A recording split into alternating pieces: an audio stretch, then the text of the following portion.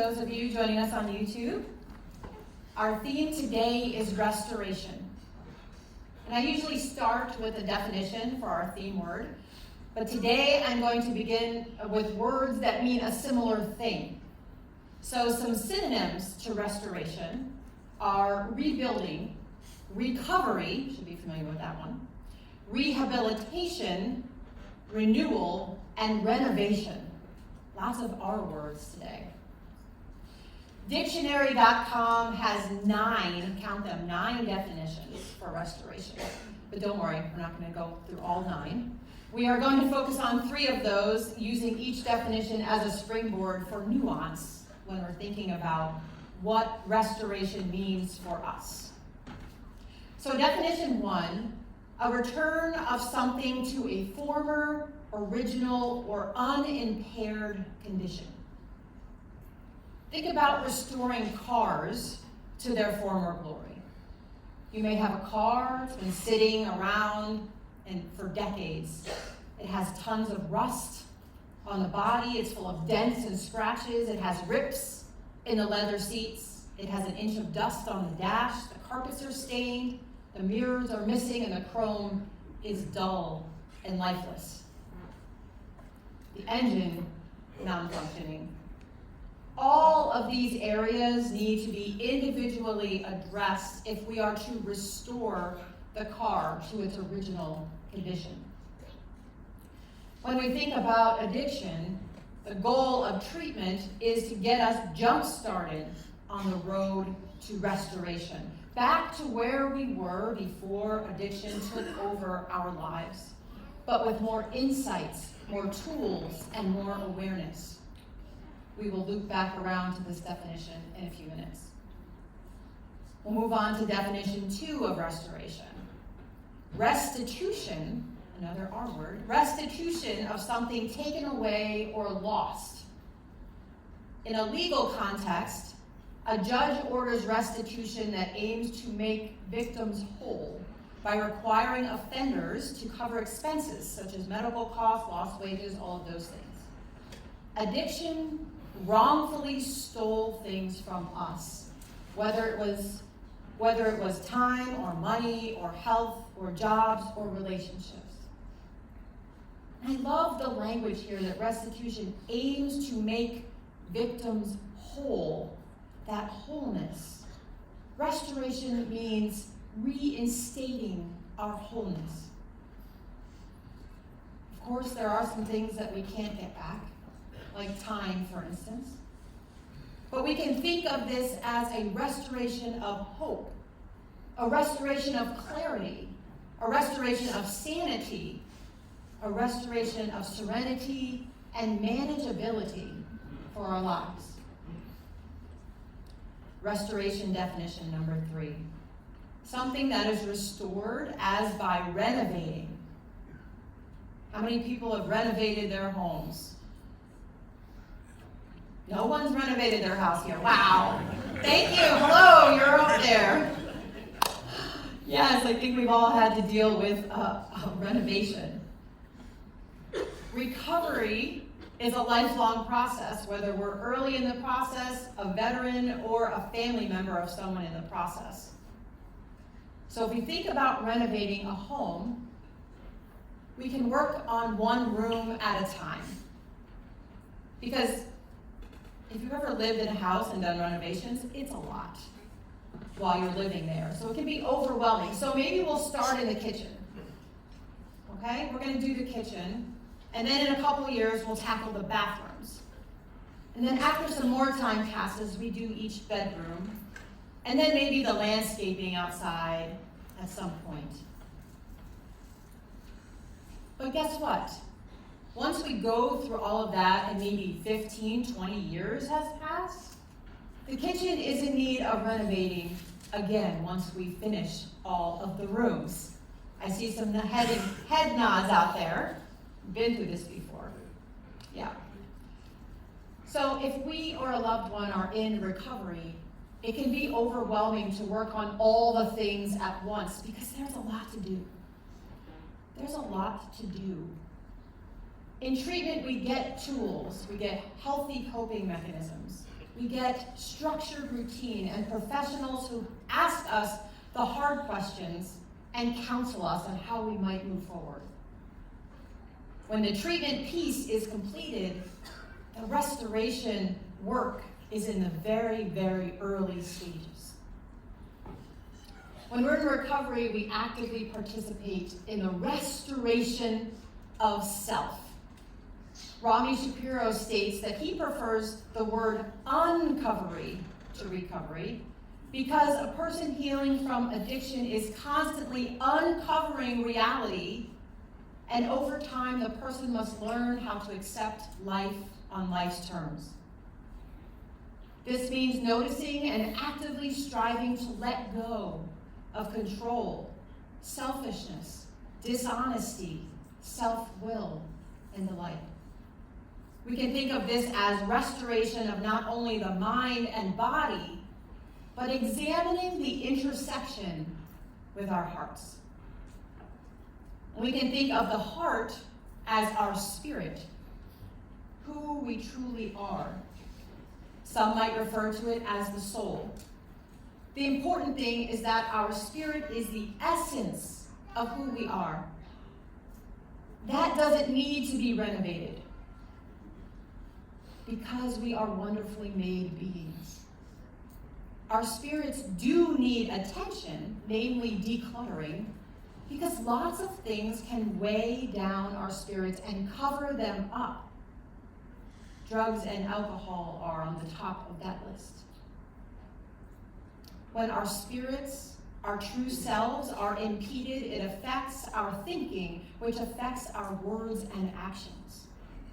This greatly affects our overall spiritual condition. We can do anything if we are in fit spiritual condition. When all is stripped away, everything is a spiritual issue. It's about our connection and relationship with our higher power. Speaking of which, step 2 states that we came to believe that a power greater than ourselves could restore us to sanity. We're talking about the restoration of our sanity, our life's manageability, our hope, our healing, our well-being, our relationships, our everything.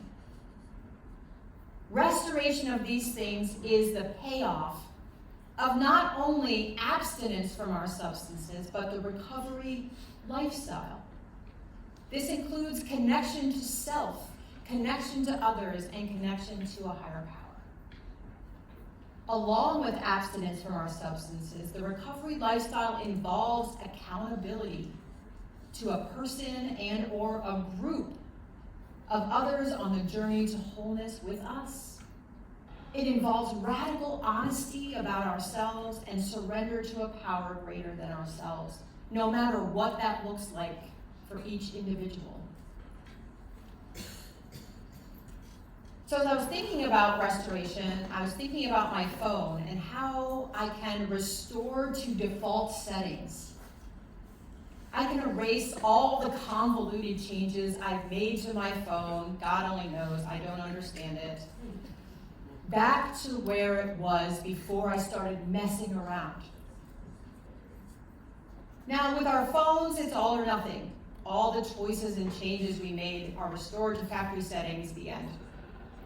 In life, it's not so cut and dry, but I like the analogy of restoration to our default settings in a good way. So let's go back to the first definition of restoration we talked about, a return of something to a former or unimpaired condition. Our default settings, as it were. In the recovery process, we are really being restored to our former selves. Now, this doesn't erase trauma or decisions that have long-reaching consequences, but it does offer us the chance to live our lives from a fresh perspective, a renewed starting point. In our lives, especially in the recovery journey, we undergo restoration. But I want to point out that if we think about restoring a car, for instance, the car doesn't restore itself. there's an outside force that does that. That's where our higher power comes in.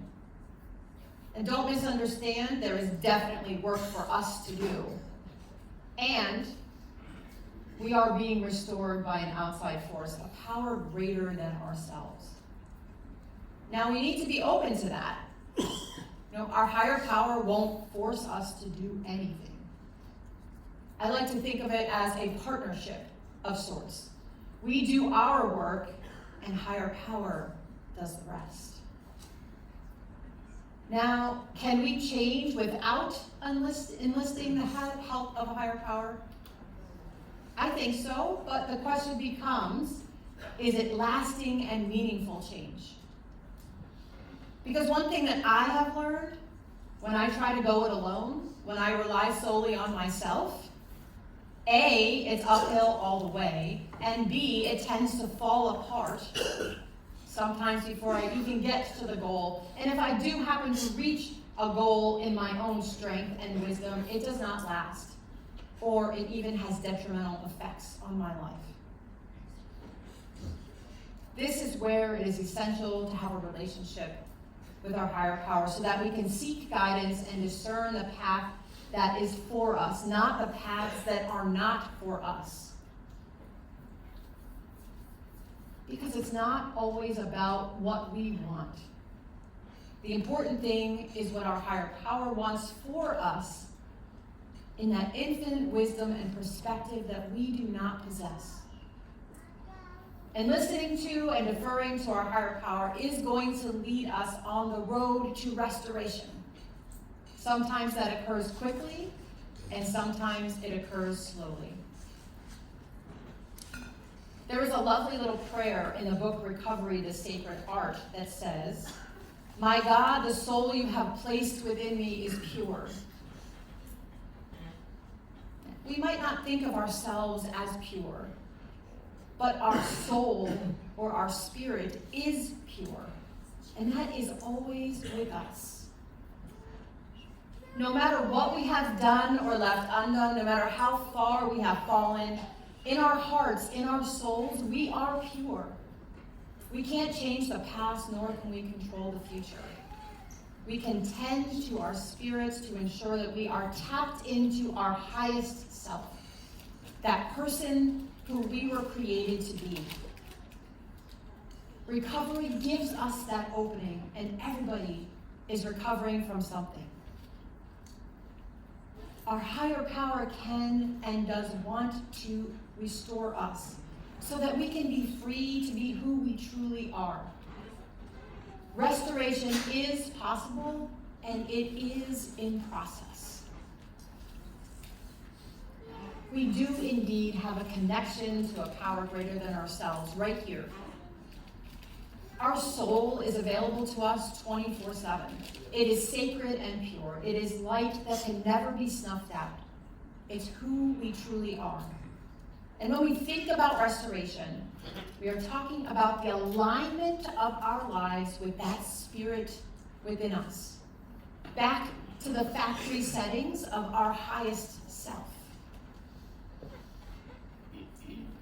So as we close out the message today, we're going to practice a breath prayer. And this is us silently praying with our normal pattern of breath. And you can use your own words if you like, but here are my recommendations for today. So when we inhale, address your higher power however you like, whether it's God, higher power, universe, Allah, or however you like. And then on your exhale, I am worthy of love and restoration. So inhale, address your higher power. Exhale, I am worthy of love and restoration. And we're going to do that for just a few moments.